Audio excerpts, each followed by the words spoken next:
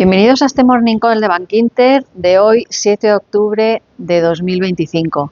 Pues ayer tuvimos dos sesiones muy diferenciadas en Europa y en Estados Unidos. En Europa pesaba la dimisión de Le Cornu a las 24 horas de haber formado gobierno. Lo hacía tras 27 días tan solo desde su nombramiento y es el quinto, además, primer ministro pues desde que Macron tomó posesión como presidente en el año 2022. Lógicamente esto pesó sobre los activos franceses. La bolsa francesa llegó a cerrar un 1,4% y el bono francés repuntaba 6 puntos básicos, se situaba en el 3,57% con una prima de riesgo que se elevó hasta 85 puntos básicos contra el Bund. Para que se haga una referencia, el lunes esta prima de riesgo estaba en 81 y a principios de año en 72, con lo cual gradualmente hemos visto un empeoramiento de las métricas o de la solvencia de los bonos franceses. El euro, tras una reacción inicial bastante negativa, que llegó a caer un 0,7%, moderó su caída y llegó a caer solamente un 0,3%, situándose en 1,17 contra el dólar. Lo que sí siguió con su carrera como activo refugio fue el oro, que volvió a avanzar en torno a un 0,5% y se sitúa ya a las puertas de los 4.000 dólares por onza.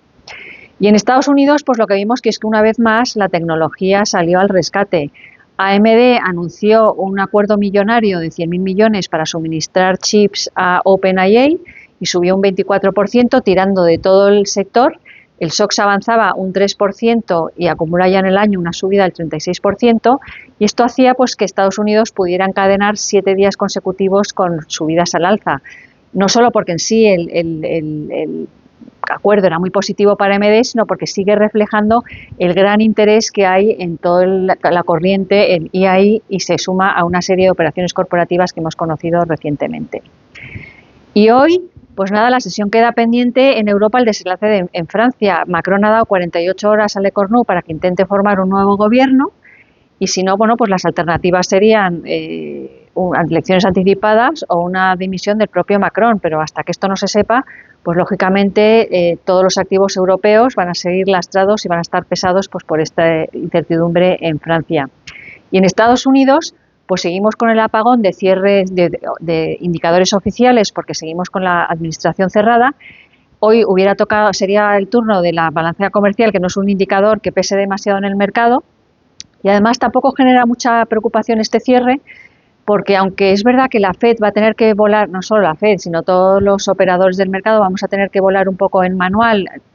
Tenemos a nuestra mano indicadores alternativos del sector privado, de las distintas FEDs, que nos van a poder seguir dando luz, y también va a cobrar especial importancia la publicación de resultados del tercer trimestre, porque hay en algunos casos, pues que se consideran proxies de la economía. Pues por nombrar algunos ejemplos, por ejemplo, Walmart siempre es un indicador de cómo va el consumo americano, Caterpillar lo mismo, pero en el sector industrial.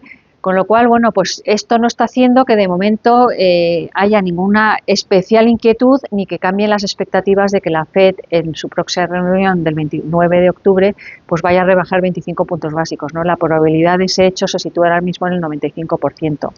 Porque es que además parece ser que hay acercamientos de Trump a los demócratas, que podría estar dispuesto a hacer alguna concesión en el frente de la salud, que es el tema que más les importa a los demócratas, con lo cual pues a lo mejor este cierre no se prolongaría demasiado, ¿no?